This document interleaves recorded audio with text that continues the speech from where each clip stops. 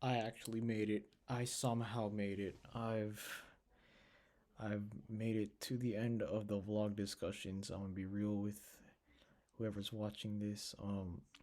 I was scared to talk, but as I got more and more into this, I was like, screw it. We don't have to do it anyway. Let's go. And I feel like I really conquered a fear of mine by not by speaking into a camera by myself. You'd think I'd learn from doing this for the past 2 years on Zoom, but when you're speaking to yourself, it's not really cool. So here we go, vlog discussion number 12. Hey, hello, how y'all doing? Hope you're having a good morning, day, night. Let's go. So the main message I got from this was to be you, even though you, even if it means challenging the rules of society. So obviously, like we live in a inclusive society, but it's not as inclusive as it needs to be.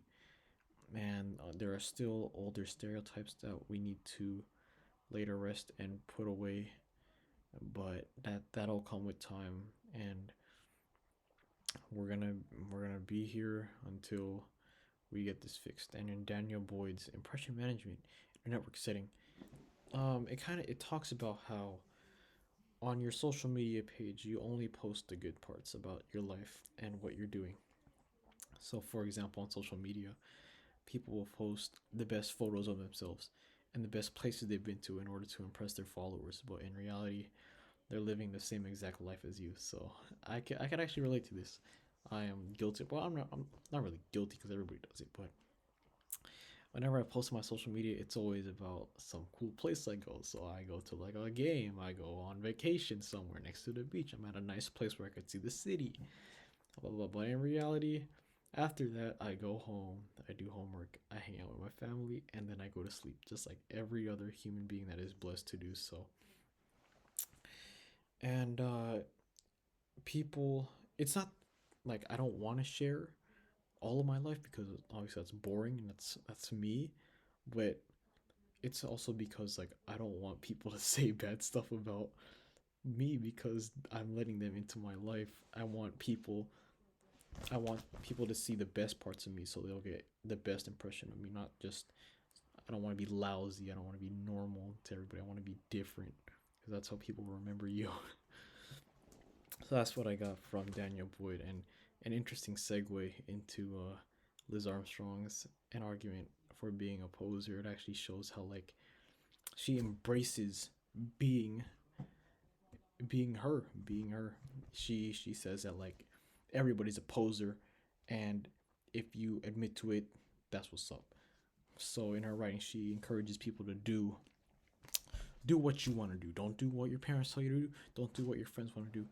Do what you want to do. Express yourself in whatever way that means. And oftentimes people are scared to express themselves because they're scared they're not going to be like accepted by their friends and family, which is part of the inclusive society we have to work towards. And Armstrong uses a uh good anecdote of hers where she said she was like a normal student.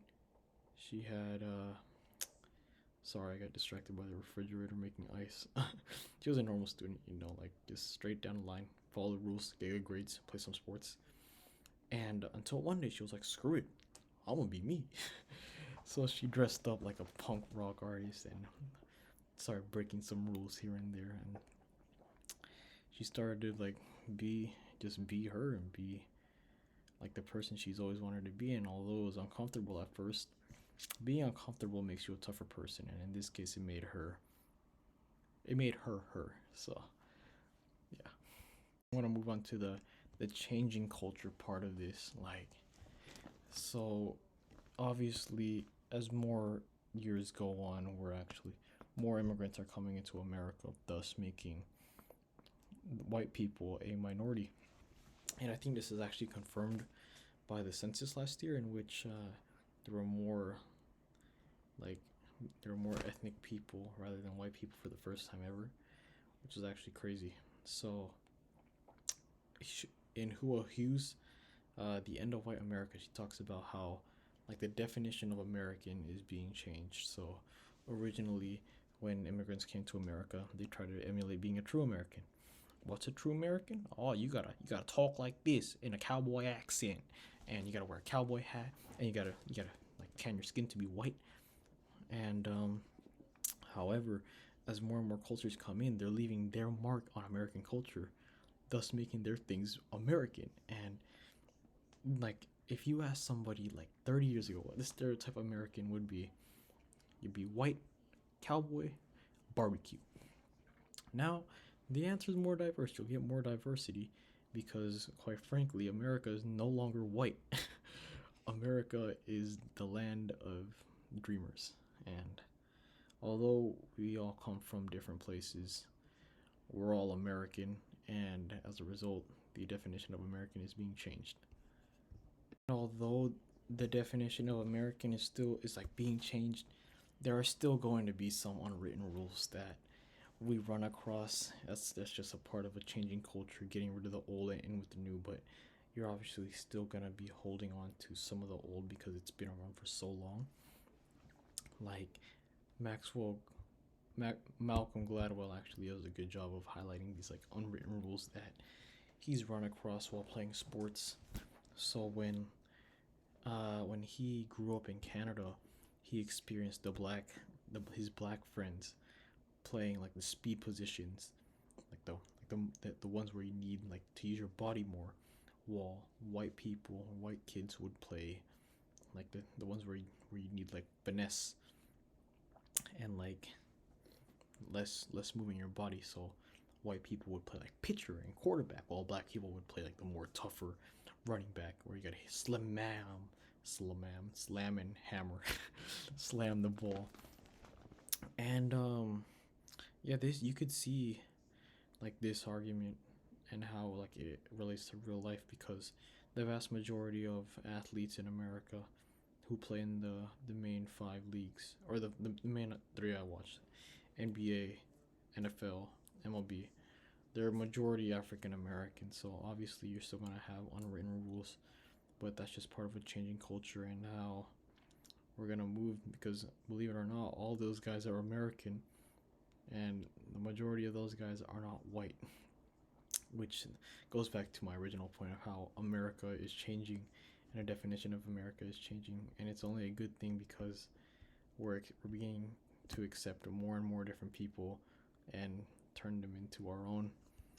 So yeah, that's what I got. Here is a I wish you a Merry Christmas and a Happy New Year. Hopefully everything you wanted this Christmas has happened to you, and thank you. My time is not done yet. I'm going to finish this quarter or this class with a bang, or I will go down trying. Thank you. Let's go, Warriors.